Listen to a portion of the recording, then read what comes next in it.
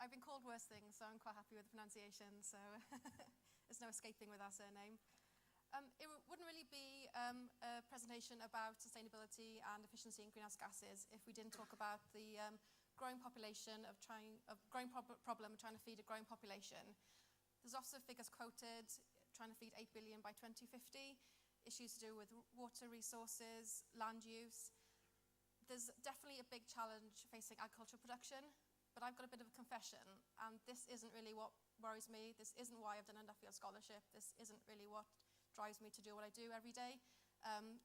The issue I have and my concern and the reason why I've gone down this route is the anti-meat propaganda that comes about from the whole debate with regards to greenhouse gas emissions. So this is the Meat Free Monday campaign, which was big in the press 5 or 6 years ago. You may remember it. It's still up and running. It's still alive and well. In it, I don't know if you can see in the bottom section, it's got a section there that says, did you know livestock production is responsible for more climate change, greenhouse gas emissions globally than transportation? This was all to do with the Food and Agriculture Report in 2006, Livestock's Long Shadow. And this is where a lot of this propaganda has come from. This is what worries me. Talking yesterday about social media. This is the Meat Free Monday Facebook page. It's got 33,000 likes. A month ago it was 32,000 likes. So every Monday they have a new recipe, promoting vegetarian, which is nothing wrong with that, but it's very much on the back of climate change. There's quite a lot in America, a lot of websites out there. When you type in methane and livestock, you come up with a lot of these. This is a campaign by the Vegan Society. Big when you go on the website. A lot of these websites, when you go on them, there's a big box there saying sign up for email updates, and they'll send you updates reminding you how bad meat is for the environment.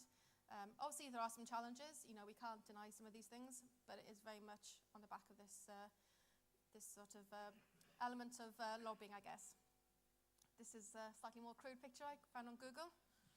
So you'll be pleased to know this isn't my Nuffield recommendation. So this is, it is a CGI, well, it's a sort of fake picture, but it just shows, I guess, some of the emotiveness and some of the language which is used, with livestock.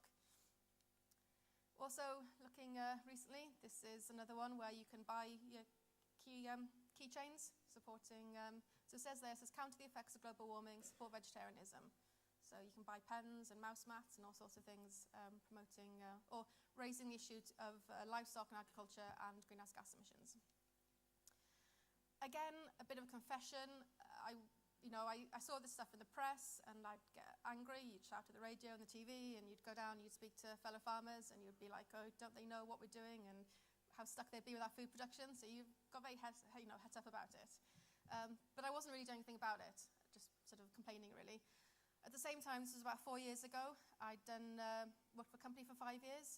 I was coming up with all these big ideas, sort of knowledge transfer and developing the industry. And in a home, not much had been done with the farm really for the last 15 years.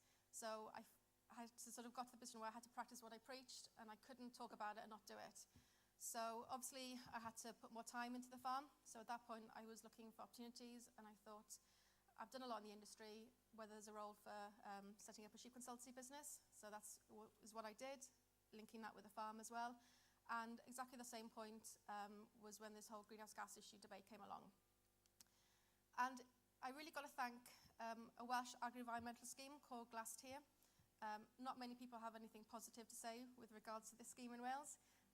But 4 years ago, I just got involved with one of the unions and went through a consultation document to do with this agri-environmental scheme. So basically, it was all to do with obviously the RDP funding and improving what was going on. But in this consultation document, they talked about issues to do with lime use. So they didn't want farmers putting lime on ground because that increased carbon emissions, and they wanted farmers to block up drains. At the same time, I was making these big plans for home. I was going to clear the drains and increase productivity and put lots of lime down because we're quite acidic. So I had all these big plans, and it suddenly hit home to me. This isn't something on the press, this isn't something distant, it's actually affecting my farming business now, it's affecting the industry, and that's really what started me on the journey towards Nuffield. So quite selfish reasons, I guess, but very much from an industry perspective. So in terms of global methane emissions, just setting the scene briefly in terms of where we're at with it, this is a pie chart representing all the different sources, not just livestock.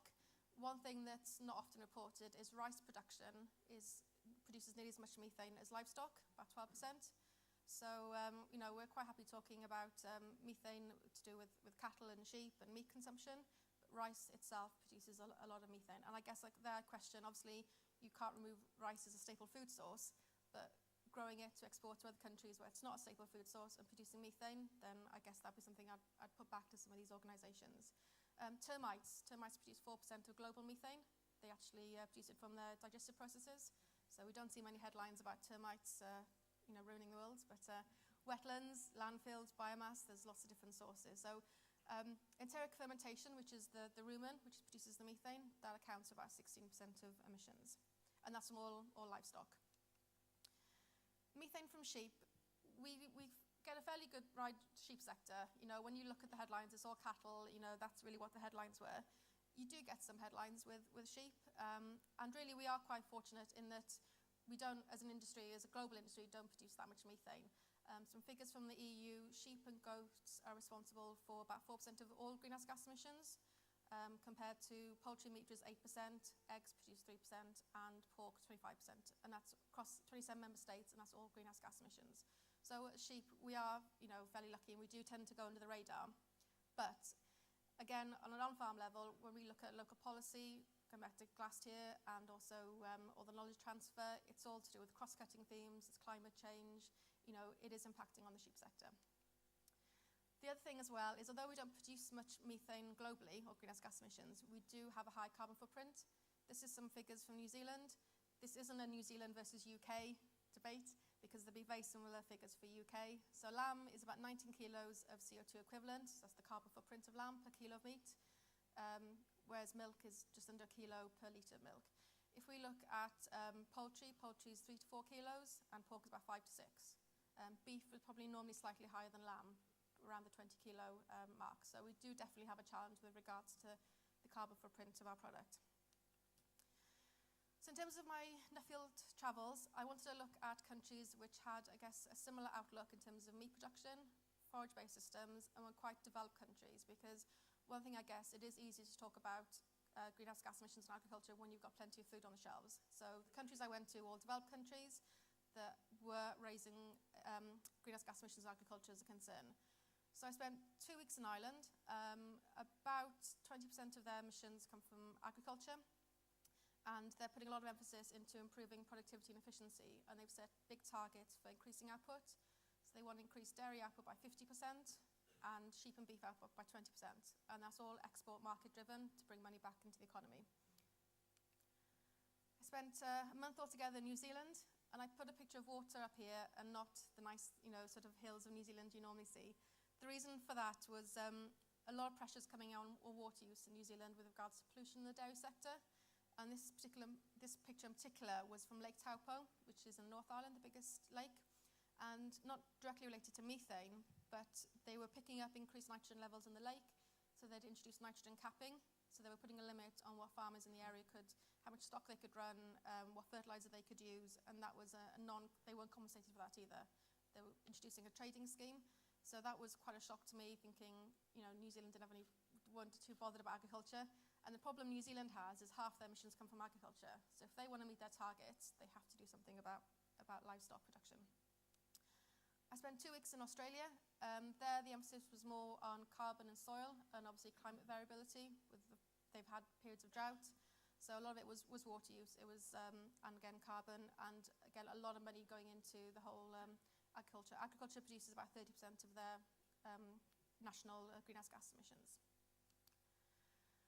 One thing I guess did stick to my mind was the importance of, it's not about New Zealand and Ireland and Australia and the UK separately. We've got to work together when it comes to livestock, because it is a global challenge. We've got to pool our resources in terms of research. So the New Zealand government is putting a lot of money into international collaboration. They've set up a greenhouse gas research centre and putting millions of dollars into that. And they've also heading up a global research alliance, and that's 32 countries working together on these challenges. So it definitely is an international approach to it. In terms of research, I guess there's two elements really. There's the efficiency side, which is the nice argument as farmers we all like, but there's also looking at actually reducing methane emissions from an animal perspective. These were some lambs in ag research in Palmerston North being prepared to go into methane chambers for measurement. So within that, you've got things like diet, you've got vaccinations being looked at, to vaccinate against the methane producing bacteria in the rumen. Then there's a lot of nutrition. In the UK, stuff like garlic, chicory, clover, how that impacts on methane emissions. Genetics as well, so differences between animals in both their methane emissions and efficiency of utilisation as well. So a lot of work is going into this, but a lot of this, looking at animal basis, is on a 5, 10, 15-year process, whereas the efficiency side, obviously, we can do things about that straight away. I guess one of the challenges came across really is actually working out emissions, because we talk about them, but they're pretty vague in terms of, you can't see them. So I was quite impressed by some of the kits I saw in New Zealand. This is Hoofprint, being developed by a consultancy company, trying to look at quite some technical side and really picking up differences between animals.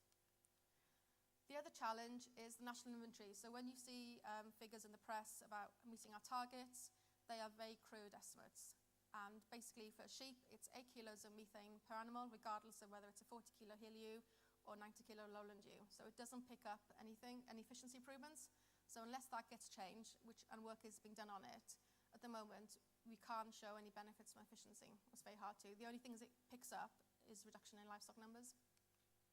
Obviously, carbon labelling, that's one of my big concerns, is they start labelling meat on the shelf, because we're not going to look very good compared to some of the other products. But I guess, obviously, those are the challenges. Some of the opportunities is to try and have an efficient, profitable, sustainable lamb production business in the UK. Just as I started my Nuffield Scholarship, obviously the foresight report came out with sustainable intensification, and you thought, great, that's it. Problem solved, everybody's recognised the role of efficiency and increasing food production, and we can balance that in the environment, and, job done, really. So that was a great thing. And any conversations now, everybody from the industry uses the term sustainable intensification, so you can use it for lots of reasons, really. I guess in terms of coming back from the Nuffield, though, and the work I do within my own business and the farm and the industry as a whole, is actually, we've talked about it now for nearly 2 years, sustainable intensification. It's a great term. It sort of describes what we need to do. But actually, what is it? Now we have to deliver it. We can't just use it as a term to throw around. So what is sustainable intensification? What's it going to look like for the sheep sector? So where do we need to be in 5, 10, 15 years' time? Can we continue with the status quo, or do we need to change? And what do we need to deliver it? That's looking at research, knowledge transfer, getting change. One question I guess I've come up with recently is, are we actually being fair to the industry? Are we explaining that we do need to change? Are we actually being bold enough to stand up there and say, the status quo isn't sustainable, both in terms of profitability, the environment, and also consumer demand? Do we actually need to come up and say that and be a bit more brave about how we do that? So who will deliver it? What will the sheep farmers of the future look like? Do we need to change? Obviously, aging population is a big issue, but who is actually going to deliver that? Is it going to be small farms, large farms, a mix? And how do we know when we've achieved it? It's all about delivery then. So, what's it going to look like? How do we know when we've got it? And also, I guess, for my mind, the important thing is how can we make money from it? It's no good going down this route if we can't make money. So is that value proposition, or there's lots of questions to ask on that. Finally, I guess it wouldn't be a Nuffield presentation without some thank yous. So obviously, family. I was quite fortunate. I timed it right. I went to New Zealand, Australia last winter, and I was away for 5 weeks altogether. 6 weeks. And it didn't rain once when I was over there. So you can imagine I didn't really dwell on that when I got home, because we didn't have a very good winter. So obviously, thank you to family for looking after the farm. And obviously, Nuffield Farming Scholarship Trust. Sponsors were Royal Welsh Agricultural Society and Innovis. And also, I've had a lot of support from the industry. And one thing I do try and do is when I'm going around talking to groups of farmers and younger people is really sort of to do with supporting the industry. And especially when it comes to something like this topic, in that we have to be the ones leading the debate. We can't be dictated upon. We have to decide the terms of reference on it. So whatever organisations, it's really worth getting involved, and that's something that I really enjoy and appreciate. So I do a lot with the Farmers Union of Wales and also the National Sheep Association. So thank you.